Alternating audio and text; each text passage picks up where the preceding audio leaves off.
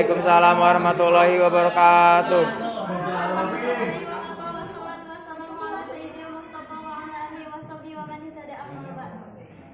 Puja dan puji syukur mari kita panjatkan kehadirat Allah Subhanahu wa taala atas dasar izinnya kita dapat berkumpul pada hari ini.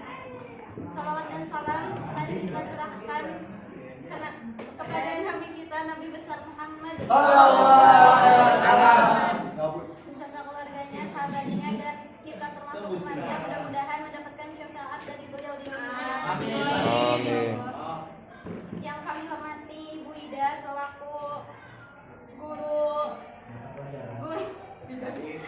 SKI, mudah-mudahan Ibu senantiasa diberikan kesehatan. Amin. Kami dari kelompok 3 atas dan bawah akan menjelaskan tentang materi tentang pusat peradaban dan tokoh-tokoh dunia Islam modern serta kontemporer yang akan dijelaskan oleh teman-teman saya. Silakan. Hai. Sejarah budaya Islam modern dan kontemporer. Pada abad ke-18, sejarah umat Islam dibagi beberapa periode. Yang pertama, periode klasik yang mengalami kemajuan karena terjadi ekspansi integrasi masa ke masa Islam. Yang kedua, periode pertengahan, Islam mulai mengalami kemunduran akibat adanya berbagai perpecahan dalam dunia Islam. Yang kedua, pusat-pusat dan aspek-aspek peradaban Islam modern dan kontemporer. Negara-negara yang mengalami perkembangan peradaban dalam kategori modern dan kontemporer. Yang pertama, Baghdad. Kota Baghdad didirikan oleh Khalifah Abbasiyah kedua Al-Mansur 794 sampai 755 Masehi tahun 700 yang dijadikan ibu kota dengan menjadi pada daerah yang dinamakan Baghdad yang terletak di Sungai Tigris yang bertugas beberapa orang ahli untuk meneliti lokasi lewat 2 pintu gerbang di seputar kota yang disediakan untuk setiap orang yang ingin memasuki kota. Pintu gerbang yang pertama Bab Al-Kufah, yang kedua Bab Al-Syam, yang ketiga Bab Al-Basrah, yang keempat Bab Al-Khurasan. Masa pembahasan di kota Baghdad terjadi pada zaman pemerintahan Khalifah Harun al-Rashid dan anaknya Al-Ma'mun. Baghdad ketika itu menjadi pusat peradaban Islam dan kebudayaan yang tertinggi di dunia. Populasi penduduk Baghdad berada pada kisaran 300.000 sampai 500.000 pada abad ke-9 Masehi. Pertumbuhan pesat Baghdad di masa-masa awal mula melambat akibat persoalan pemerintahan, termasuk pemindahan ibu kota ke Samarra, hilangnya provinsi paling barat dan paling timur. Baghdad pun lalu dipimpin oleh Fatih, penguasa Iran kebangsaan Mongol pada 1534. Baghdad direbut oleh bangsa Turki Ottoman. Baghdad dikuasai oleh kerajaan Ottoman hingga terbentuknya kerajaan Irak di bawah kekuasaan Britania Raya pada 1921. Selanjutnya, selanjutnya itu Kairo Kodir. Nah, kota Kairo dibangun pada tanggal 17 Sya'ban 358 Hijriah atau 969 Masehi oleh Panglima Perang Fatimiyah Jauhar al-Sikhi atas perintah Khalifah Fatimiyah al-Mu'izz di Demirullah. Setelah pembangunan kota Kairo selesai dengan istananya, pembangunan kota al-Sikhi mendirikan Masjid Al-Azhar pada 17 Ramadan 359 Hijriah.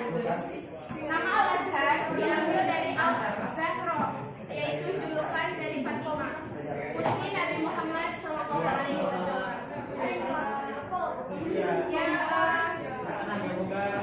Periode Fatimiyah ini dimulai dengan Al-Mu'izz dan puncaknya terjadi pada masa pemerintah anaknya yaitu Al-Aziz. Yang memiliki ciri-ciri kebudayaan seperti arsitektur dan kerajaan yang sangat khas, sehingga bangga digunakan sebagai alat dalam penyebaran serta pengelolaan Islam pada periode Islam modern dan kontemporer. Kota ini berkembang di atas sungai dan di atas sungai dengan tinggal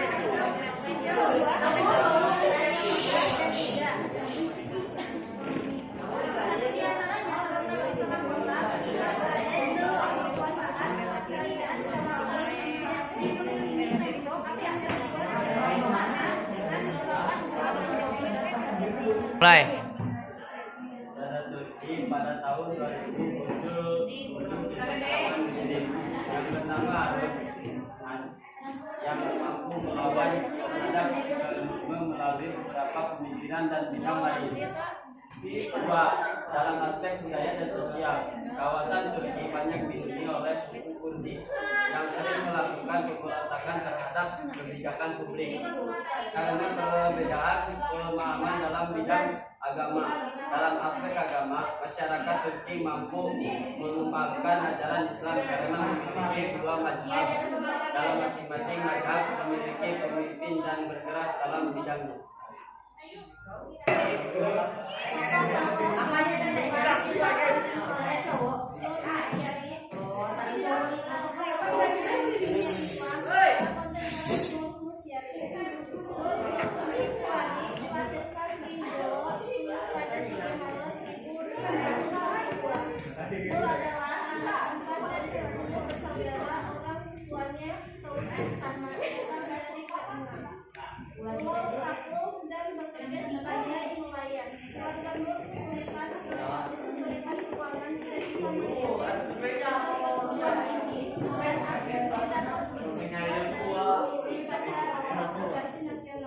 Dia pergi ke universitas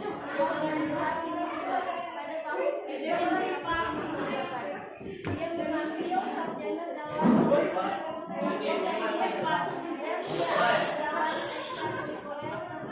perbuatan setelah lulus Nur memasuki sekolah di pada tahun 1962 dia mendirikan gerakan kemerdekaan Indo.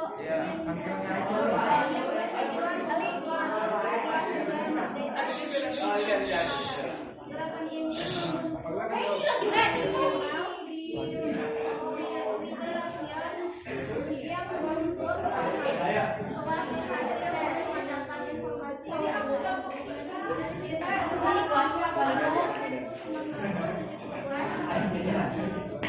di bawah kepemimpinan Maswari. Perlawanan militer terhadap pemerintah Filipina dengan menghasilkan ekonomi sejihan. Dia berangkat dari Saudi dalam persaingan. Ia kembali ke Filipina setelah Marcos ditahan ke Sudan selama revolusi kekuasaan pada tahun 1986. Mulai. Mulai. Selanjutnya yaitu peran dan tokoh perkembangan Islam dunia di era modern. Masuknya peradaban Islam ke Eropa telah dimulai dari sejak berabad-abad yang lalu. Diawali oleh penaklukan negara Andalusia pada tahun 756 sampai 1492 di semenanjung Iberia, dan kemudian melalui Sisilia serta penguasaan wilayah Balkan oleh kekhalifahan Utsmaniyah pada tahun 1389. Populasi Muslim di Eropa sangat beragam apabila ditinjau dari sejarah dan asal-usulnya. Saat ini mayoritas Islam di Eropa terdapat di Bosnia, Herzegovina, Albania, Kosovo, dan beberapa wilayah di Bulgaria, Macedonia, dan Montenegro, serta beberapa wilayah Rusia di Kaukasus Utara dan Volga. Mereka saat ini masih konsisten mempertahankan tradisi Islam sejak ratusan tahun lalu. Negara-negara lintas benua seperti Turki, Azerbaijan, dan Kazakhstan juga termasuk mayoritas Islam. Mulai. Tidak diketahui dengan pasti kapan Islam masuk ke Amerika. Tidak diketahui dengan pasti kapan Islam masuk ke Amerika. Namun pendapat yang lebih banyak diungkap bahwa agama Islam masuk ketika terjadi perbudakan. Salah satunya adalah diculiknya seorang pangeran Nuh dari Afrika. Sekurang-kurangnya ada 5 gelombang. Terjadinya migrasi orang-orang Islam ke Amerika Serikat sejak akhir abad ke-19 hingga paruh kedua abad ke-20, yaitu perang migrasi terjadi pada tahun 1875 hingga 1912. Kedua, migrasi terjadi pada tahun 1918 sampai 1922. Ketiga, migrasi terjadi tahun 1930 sampai 1938, yaitu terkondisikan karena kebijakan imigrasi Amerika Serikat yang memberikan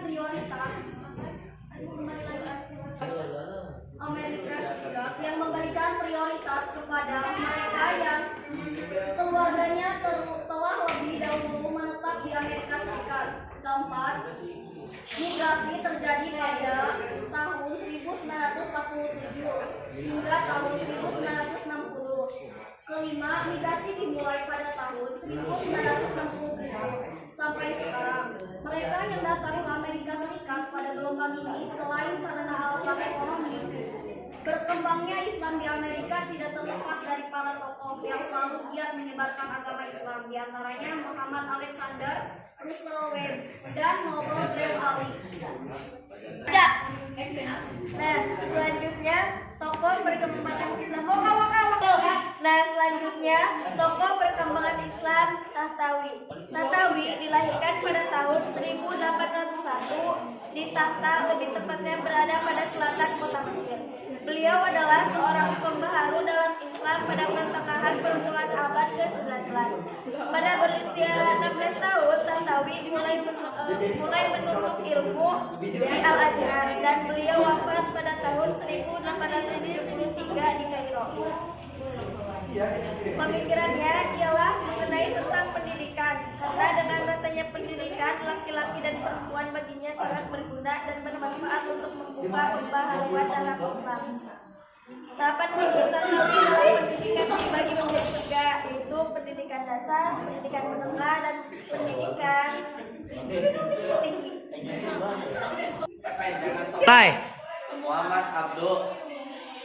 Muhammad Abdul dilahirkan pada tahun 1850 Masehi di Mesir.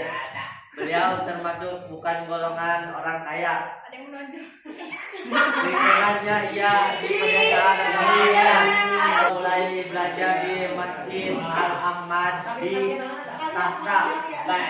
Pemikirannya mengenai pendidikan sangat strategis dan sistematis, ditujukan pada Universitas Al-Azhar yang mana di kurikulumnya harus diubah karena ilmu pengetahuannya yang umum itu sangat penting, juga harus dipelajari dan dikuasai untuk menyampaikan bangsa-bangsa barat dalam soal pemikiran.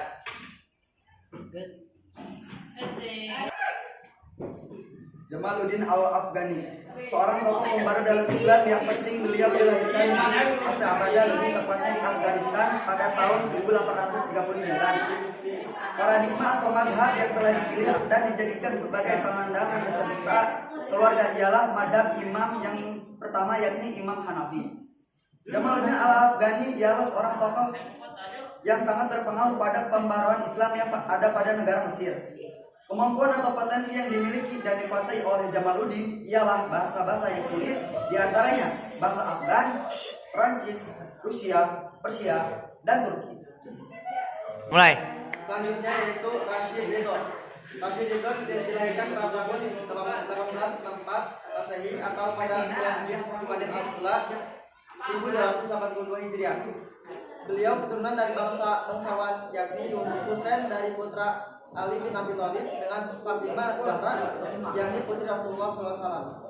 Pada tahun 1898, beliau mulai hijrah di Mesir untuk memperbaharui Islam di Mesir. Selang waktu 2 tahun, Rashid Ridho menerbitkan sebuah majalah yang berjudul Al-Manar. Di situ dijelaskan bahwa sebuah usaha beliau untuk memperbaharui Islam. Pemikirannya mengenai pendidikan ialah bahwasanya umat Islam dituntut untuk bisa menguasai ilmu pengetahuan umum, juga karena pada hakikatnya ilmu yang berasal dari Barat tidak bertentangan dengan hukum Islam. Rashid Ridho dalam sebuah lembaga mencampurkan kurikulum Barat dan agama menjadi satu lembaga tradisionalnya. Baik. Hanya sampai sini materi yang dapat kami jelaskan. Apakah ada yang ingin menambahkan? Sesi pertanyaan. Apakah ada yang ingin bertanya? Oh, ada dong. Saya bertanya.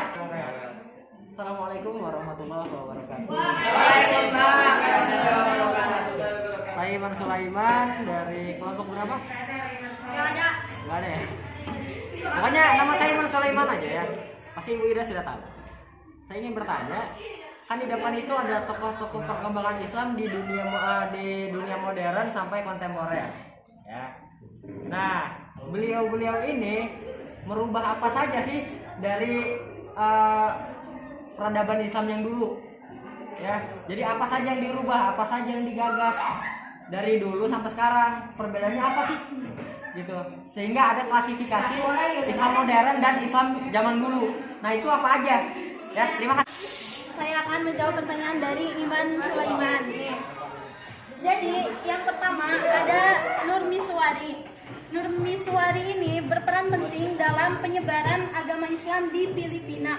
Jadi kan sebelumnya di Filipina itu belum tersebar agama Islam. Nah, semenjak Miswari datang itu menyebarkan agama Islam di Filipina gitu. Terus yang kedua ada Elijah Muhammad. Elijah Muhammad ini sama kayak Nur Miswari, tapi ini di Amerika gitu. Jadi Elijah ini berperan penting dalam menyebarkan agama Islam di Amerika gitu. Yang ketiga ada Dr. Shauki Futaki. Dia itu berperan penting dalam menyebarkan agama Islam di Jepang. Ya, cukup sekian dari saya. Sekian dari kelompok kami.